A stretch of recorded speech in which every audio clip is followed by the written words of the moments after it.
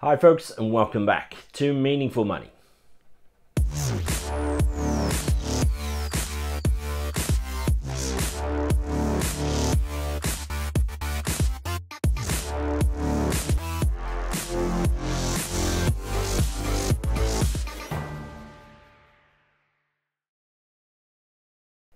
Okay, we're going to talk a little bit about how to get more income, more interest from the money you have saved or invested. We talked in episode 272 about why interest rates were so low at the moment, and that's one of the most watched videos in quite a while actually, so obviously touched a bit of a nerve.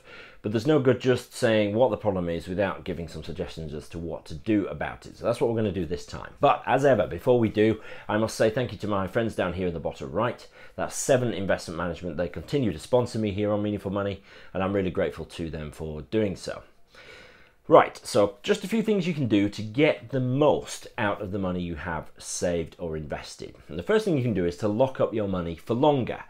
Now, if you have money, say, on deposit on perhaps a 30-day notice account or an easy access account, you will obviously get a better rate of return if you lock up your money for longer. So if you can identify some money that you're not going to need for 1, 2, maybe even 3, 4 or 5 years, then if you're prepared to lock up the money and essentially hand it to a bank for 5 years, they will give you a better rate of return on it because they're going to have more use of your money for longer. They know they can use that money for longer term projects, and so they give you a better rate of return. Not a lot better, I must say, but definitely better.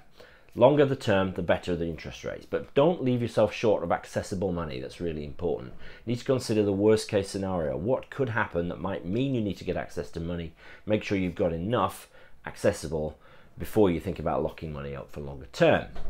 Second thing you can do is to use your cash ISA allowance. Terrifying how few people do this, really. A cash ISA is simply a tax-free bank account.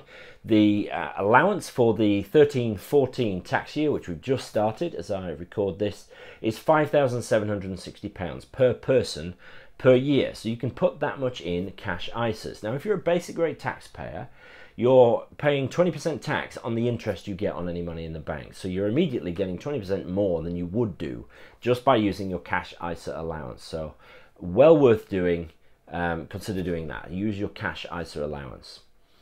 Now, moving away slightly from the savings and sort of bank and building society accounts, the third thing you can do is to consider diversifying, because other kinds of assets offer different kinds of return. Some of them are offering better returns at the moment. There's usually a bit of a quid pro quo going on though. You may be able to get a better return somewhere, but it may be that there's a commensurate level of risk with it. So make sure you know what you're getting yourselves into. But things like shares, corporate bonds and gilts may offer a better return than you can get in the bank currently, but you must be aware of the risk that those types of things pose. But think about this, if you're prepared to lock up money in, say, a term deposit account for 5 years, then you could consider investing for 5 years. The longer you invest for, the more predictable the range of returns you're going to get. It's very simplistic to say the lower the risk. That's not really the case. But the more predictable the range of returns, the longer you invest for. So if you're prepared to lock up money in the bank, you might want to consider investing in the true sense of the word in these other kinds of assets. But get good advice before you do so. It's really important you know what you're getting yourself into. The fourth thing I want to mention is to beware things called structured products. Now, if you go into your average bank these days, assuming you can get advice at all, because many banks have pulled out of advice on a sort of branch-based level, they may be talking to you about something that's called structured products. Now, there's nothing, I don't believe, inherently wrong with them. They're just notoriously tricky to explain and for people to understand. And some of them have a capital guarantee, so you're guaranteed to get your money back. Some of them don't. There's always an element of risk because somebody is underlying those guarantees, underwriting, I should say, those guarantees. You need to know who that third party is and whether they're strong enough.